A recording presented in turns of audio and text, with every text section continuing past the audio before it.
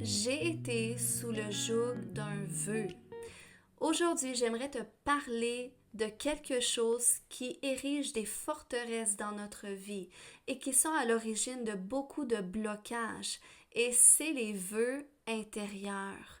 Un vœu, c'est quoi? C'est une promesse, un engagement ou un accord que nous prenons à l'égard d'autrui ou envers soi-même. La Bible va nous dire dans Nombre 30 au verset 3 au sujet des vœux que lorsqu'un homme fera un vœu à l'Éternel ou un serment en se liant par un engagement, il ne violera pas sa parole.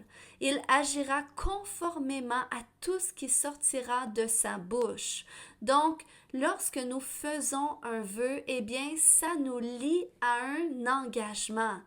Maintenant, il existe des vœux positifs et des vœux négatifs. Prenons exemple d'un vœu positif. Eh bien, lorsque je me suis mariée, il y a 11 ans passés, j'ai échangé des vœux avec mon mari, où est-ce que je lui ai dit que je l'aimerais dans le bon comme dans le mauvais jour, et ce jusqu'à ce que la mort nous sépare. Donc ça, c'est un vœu qui est positif. Maintenant, il existe d'autres vœux que nous pouvons faire à l'intérieur de nous qui sont négatifs parce qu'ils sont le fruit d'amertume qui s'est enraciné en nous. Et ce type de vœu va nous lier parfois inconsciemment à un cadre de conduite que nous n'avons toutefois pas le pouvoir de maintenir.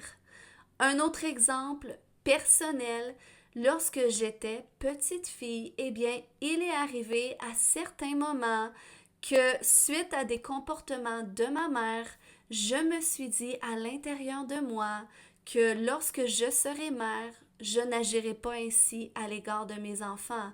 Ou encore, lorsque je serai épouse, je n'agirai pas ainsi à l'égard de mon époux. Donc, c'est des vœux qui ne semblent pas négatifs à première vue parce qu'ils expriment un désir de faire mieux.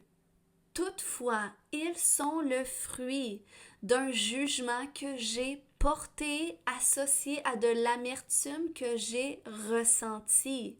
Donc, ce qui fait en sorte que lorsque je suis arrivée dans le mariage et ensuite maman, eh bien, je me suis retrouvée à reproduire des comportements que je m'étais promis que je ne reproduirais pas.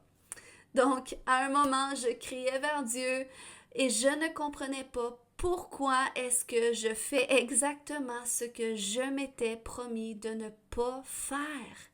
Et c'est là que Dieu m'a conduit dans un cheminement pour prendre conscience qu'il ne pouvait pas intervenir parce que j'étais liée au pouvoir de ces vœux que moi-même j'avais faits. Donc, pour que Dieu me permette d'être la femme selon son cœur que je désirais être, eh bien, il fallait que je rompe intentionnellement ces vœux en prenant conscience, en me repentant pour ces vœux et le jugement que j'ai porté, en y renonçant et en demandant à Dieu de guérir mon cœur là où est-ce qu'il avait été affecté. Et c'est comme ça que j'ai pu vivre une transformation dans mon cœur et voir des changements dans mes comportements. Je partage ouvertement ces exemples parce que personne n'est à l'abri de vivre ce type de situation, tant dans leur relation de couple, familiale, amicale ou encore fraternelle, qui vont les amener à faire des vœux intérieurs et qui vont ériger ces forteresses et ces blocages dans leur vie. Comment de femmes se sont promis « Je ne marierai pas un homme comme mon père » et elles se retrouvent un jour en plein dans une relation avec un homme qui est exactement comme leur père. Ou combien de personnes se sont promis « Je ne serai pas comme mon père, je ne serai pas comme ma mère » et ils se retrouvent à être exactement comme eux. Ou un jour, j'ai rencontré une dame qui souffrait de stérilité et en discutant, nous avons découvert que cette dame un jour s'était promis je n'aurai jamais d'enfant parce qu'elle avait été blessée dans une certaine situation.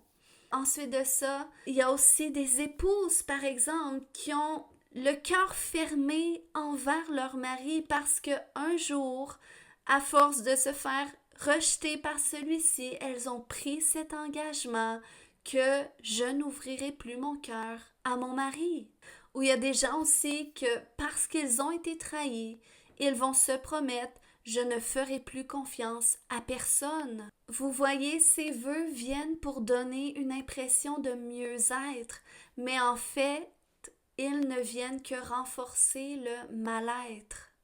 Voilà pourquoi nous avons besoin d'en prendre conscience et les rompre au moyen de la repentance, du renoncement et en demandant à Dieu de venir guérir notre cœur là où est-ce qu'il a été affecté. En terminant, nous ne sommes pas à l'abri de vivre des situations qui vont nous blesser ou encore nous occasionner de l'amertume. Mais Dieu ne veut pas que nous vivions non plus dans la peur de vivre ces choses. Pourquoi? Parce que l'amour et la peur ne peuvent cohabiter. Dieu nous a conçus pour que nous soyons parfaits dans l'amour. Et pour ça, on doit faire confiance à Dieu en le laissant être notre protecteur, notre consolateur, notre libérateur. Et dès que nous vivons des situations relationnelles éprouvantes, eh bien, nous devons apprendre à nous tourner vers lui en ne permettant pas à ce que notre cœur s'endurcisse pour entraver le flot de son amour à l'intérieur de nous. J'aimerais prier avec toi afin que le Saint-Esprit puisse mettre en lumière s'il y a des vœux que tu as faits à certains moments de ta vie afin que tu puisses les rompre et te départir de toute forme de jugement et d'amertume à l'intérieur de toi, de sorte que ton cœur soit guéri, soit renouvelé et que tu puisses mieux recevoir les flots de l'amour du Père pour t'aimer toi et aimer aussi ton prochain, parce que tu ne peux pas aimer ton prochain plus que toi-même. Donc ça commence par toi, puis ensuite ça se déverse envers les autres et Dieu veut restaurer tes relations. La Bible va nous dire qu'il nous a donné le ministère de réconciliation et de la même façon que Christ est venu pour nous réconcilier avec le Père, eh bien le Seigneur veut nous amener à cet endroit où est-ce que nous allons nous réconcilier également les uns avec les autres. Donc, je vais prier pour toi. Seigneur, je te remercie pour ton fils, ta fille bien-aimée en qui tu as mis toute ton affection. Je te remercie, mon Dieu, que tu as tout payé, tu as tout donné afin que ton fils, afin que ta fille soit réconciliée avec toi, avec lui-même et aussi avec son prochain. Tu es un Dieu de relation qui nous appelle à marcher en relation les uns avec les autres et non pas dans la peur, mais dans ton amour, Seigneur Dieu. Et merci, Père, que tu déverses les flots de ton amour à l'instant. Puis c'est à cet endroit d'amour, Saint-Esprit, que tu viens exposer les vœux intérieurs qui ont pu être faits, peut-être même probablement inconsciemment à un certain moment de leur vie, Seigneur Dieu. Et tu les conduis à cet endroit de s'en repentir, se repentir du jugement, Seigneur, parce que nous n'avons pas à nous placer comme juge dans nos circonstances, mais c'est toi le juste juge. Donc c'est pour ça que qu'en se repentant, on te remet en tes mains la charge de justice. Alors Seigneur, merci Papa pour la grâce que tu libères pour se repentir, pour renoncer. Et Seigneur, tu viens libérer la guérison au plus profond de son cœur, là où est-ce que c'est nécessaire, Seigneur Dieu. Oui, tu libères la guérison plus profond de leur cœur. Tu viens mettre en eux un cœur nouveau et tu viens déverser ton esprit qui sanctifie, ton esprit qui renouvelle. Alléluia. Et je te remercie, Papa.